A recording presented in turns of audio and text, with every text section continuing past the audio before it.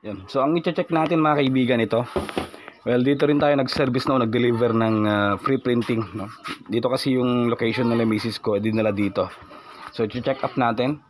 Na-stock na rin daw, brother VCP J552DW mga kaibigan, no. Nagdala na rin ako ng power cord kasi wala daw silang power cord. Parang pinapacheck lang din nila, no. Nagdala na rin ako ng power cord kasi wala silang power cord. Parang gusto lang nila lang ipa-check. So testingin natin to mga kaibigan, sana nag-open pa rin, no. Check natin, nagdala na rin ako mga kaibigan ng power cord. Eh yun naman yung unang dapat natin check, no. Eh hoping sila na pwede pa, ma-revive pa. Matagal daw na stock, galing sa abroad, no. Oh, spark pa. Turning on. Focus po dito, kuya. Shoutout nga pala sa cameraman natin. Shutting down. Bakit shutting down? Yun. Reinstall slowly magenta. Open the cartridge. Okay, tignan natin.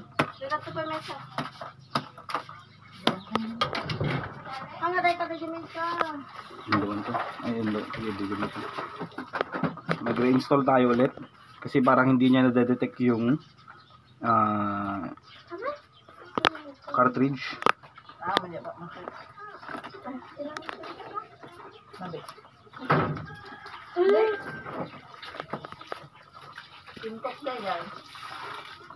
Sayang. Magenta. Close natin. Yun, so na-detect na. Walang magenta, walang na-detect na magenta. Tatlo yung nagpapakita dito. Genuine Brother Ink. Okay. So try natin mag-refill. Kasi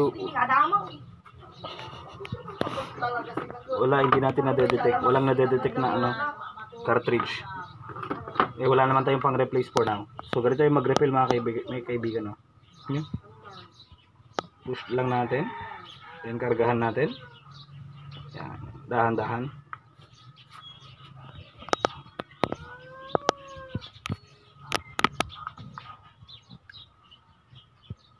Yan, para makargahan. Gamit kayo ng syringe. Okay. So may karga na yan, konti. Try naman natin sa ibang mga kulay mga kaibigan. Same process lang din. Dapat meron kayong syringe, no, ink. Tapos bago siya refillan dito. Kasi yun ang nakikita nating problem dito sa ano niya. Meron siyang cartridge, na-detect yung cartridge pero walang ink. Naubusan ng ink. Especially sa black wala.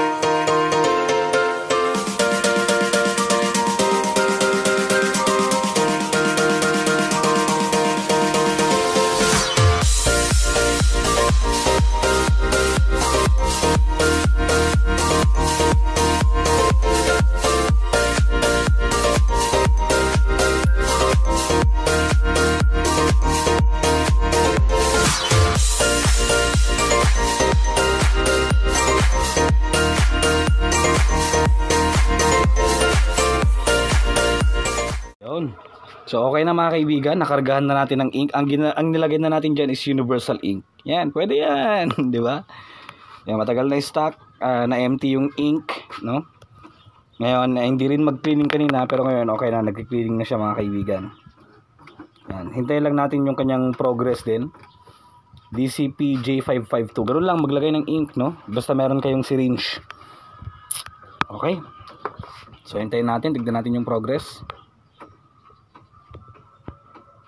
So, pag-test print tayo. Check natin yung papel. Natin. Yan. So, meron ng laman na papel.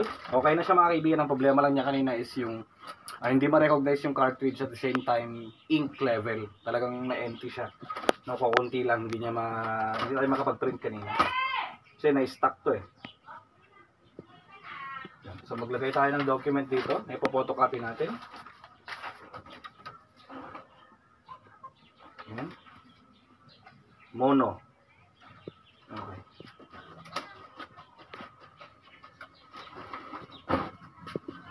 Ganda pa to.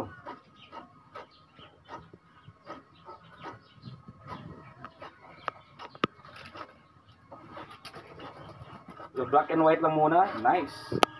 Ganda pa ng kopya mga kaibigan. No? Focus mo best. Ayan. Okay na okay pa yung black. Sa colored naman, try natin mag-photocopy ng colored. Okay, so try natin mag-photocopy ng colored. Hopefully wala pang problem. Pero ang nakita ko kanina sa magenta. But nonetheless, usable na to for black and white printing. All goods. Tignan natin sa color.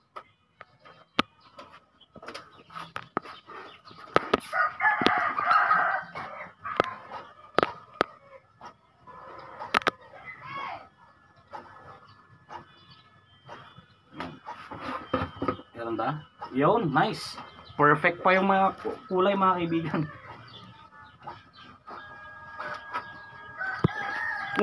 Saan ka pa? Fully restored na lahat ng kulay mga kaibigan. Okay. So, tayo ngayon, DCP J552. Na-stock lang mga kaibigan. Hindi naman daw kabisadong gamitin. Touchscreen pa to eh. Kaya ito, sinervisan natin. So hanggang dito lang muna. Maraming salamat sa inyong panonood at huwag niyo pong kakalimutan mag-subscribe. Check your inks regularly.